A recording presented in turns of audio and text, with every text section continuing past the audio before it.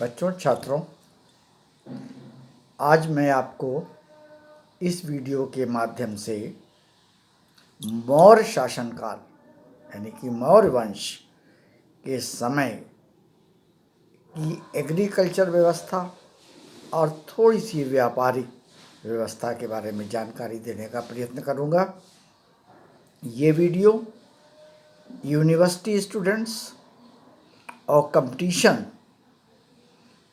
में जो भाग ले रहे हैं स्टूडेंट्स, उन दोनों के लिए महत्वपूर्ण है। इसे आप बहुत ध्यान से देखें और नोट डाउन भी करते जाएं। देखिए, नंद वंश मौर्य से पहले था के अंत के बाद मौर्य शासन की नींव पड़ी थी, लगभग 322 BC यानी कि ईसा पूर्व में। इसके कई प्रतापी शासक हुए हैं, चंद्रगुप्त, अशोक आदि कई हुए हैं। इस शासन का अपना एक दर्शन था, फिलॉसफी थी, और उसी कॉन्सेप्ट को लेकर उन्होंने अपने प्रजा को हर प्रकार से सुखी और अपना सहयोग प्रदान करने का प्रयत्न किया। इस शासन काल में जीवन मुख्य रूप से कृषि आधारित था।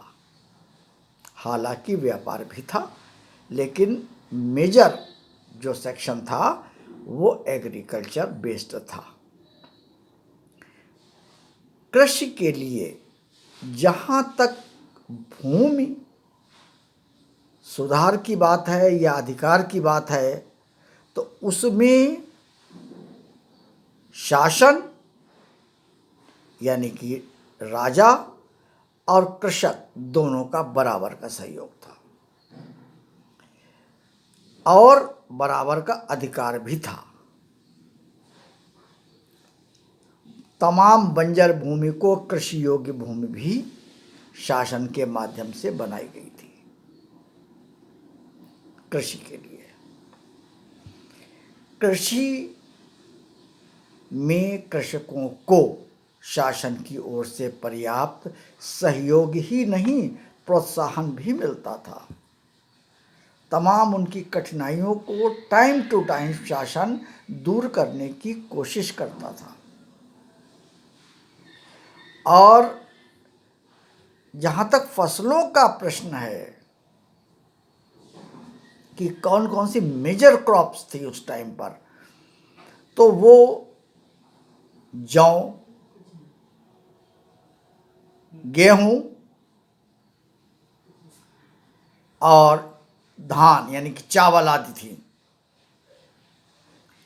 इसके साथ साथ दलहन और तिलहन की फसलें भी कृषक किया करते थे।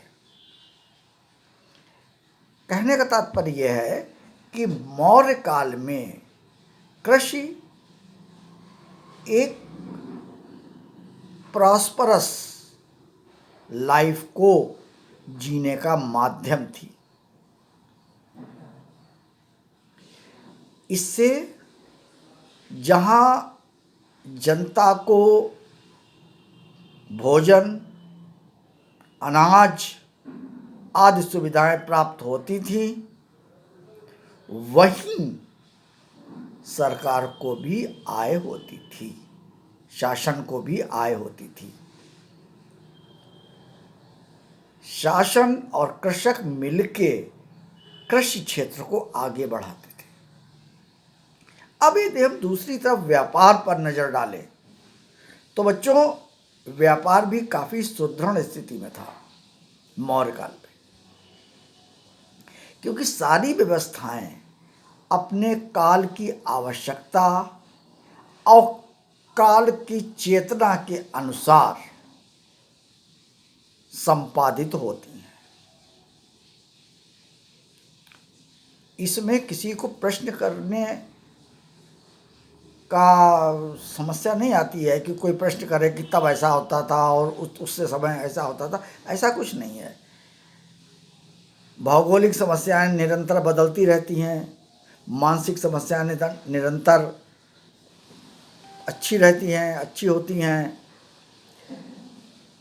और अपनी जिम्मेदारियां भी बढ़ती हैं।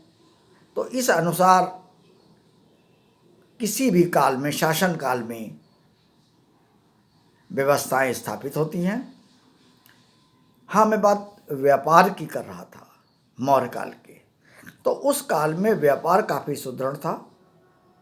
हमारे व्यापारी मिस्र, यूनान आदि देशों सहित पश्चिम के कई देशों में व्यापार के लिए जाते थे। वहाँ से व्यापार आयात निर्यात होता था, ठीक है। और इस व्यापार को देखने के लिए, इस पे नज़र रखने के लिए एक अधिकारी नियुक्त था तब, जिसे पर्ण्याध्यक्ष या पर्ण्याध्यक्ष कहते थे।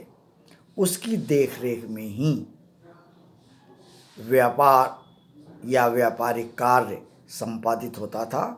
हमारे देश में निर्माण विभिन्न प्रकार के हो रहे थे, कोई कमी नहीं थी। तत्कालीन सूझबूझ और विज्ञान के विकास के आधार पर हम भी विकसित थे, ऐसा नहीं है। और एक खास बात यह है कि उस टाइम, यानी कि मौर्य शासन काल की मैं बात कर रहा हूँ, व्यापारियों को स्थानीय वस्तुओं पर, जो स्थानीय वस्तुएं होती थीं, उस पर 5% का लाभ और प्रॉफिट या फ़ायदा, और बाहरी वस्तु पर या विदेशी वस्तु पर 10% का लाभ या फ़ायदा उठाने का अधिकार था। कुल मिला के मौर्य काल में हमारी आर्थिक स्थिति सुदृढ़ थी। ऐसा कुछ नहीं है कि उस पे किसी प्रकार का हम प्रश्न उठाएं कि कमज़ोर थी या नहीं थी। देखिए, शासन अपने हिसाब से, अपनी सुविधाओं और अपने विज्ञान के आधार पर अच्छे से अच्छी व्यवस्था करने का प्रयत्न करता रहा है। तो यही स्थिति मौर्य काल में थी, ठीक है।